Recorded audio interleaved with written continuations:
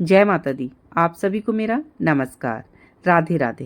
प्रेमानंद महाराज, यदि सब हमारे कर्मों से होता है तो भगवान की भूमिका क्या?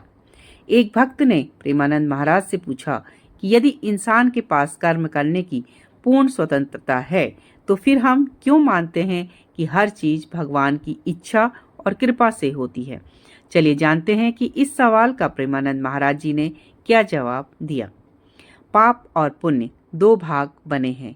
प्रेमानंद महाराज जी कहते हैं कि दो भाग बने हुए हैं, एक पाप कर्म और दूसरा पुण्य कर्म।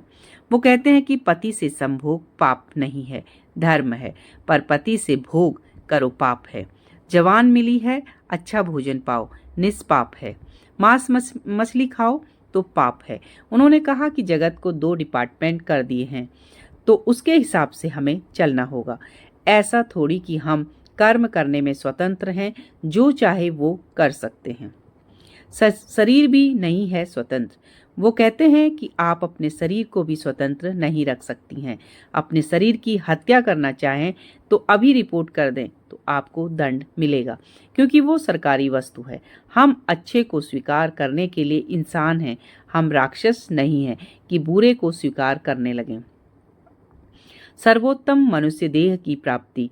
प्रेमानंद महाराज से प्रश्नकर्ता से पूछते हैं कि आपको किसने उत्पन्न किया, कर्म ने या भगवान ने? उत्तर आता है कि भगवान ने। ऐसे में वो कहते हैं कि हमने ऐसे कर्म नहीं किए कि सर्वोत्तम मनुष्य देह प्राप्त किए।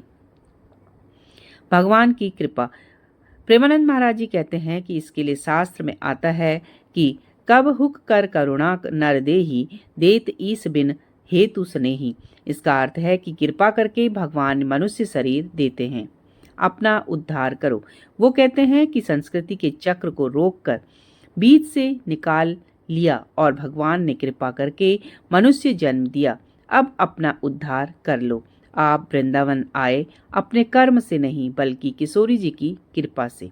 आप साधु संत प्राप्त किए अपने कर्म से नहीं, राधा रानी के इच्छा से। कर्म नहीं, भगवान की कृपा है।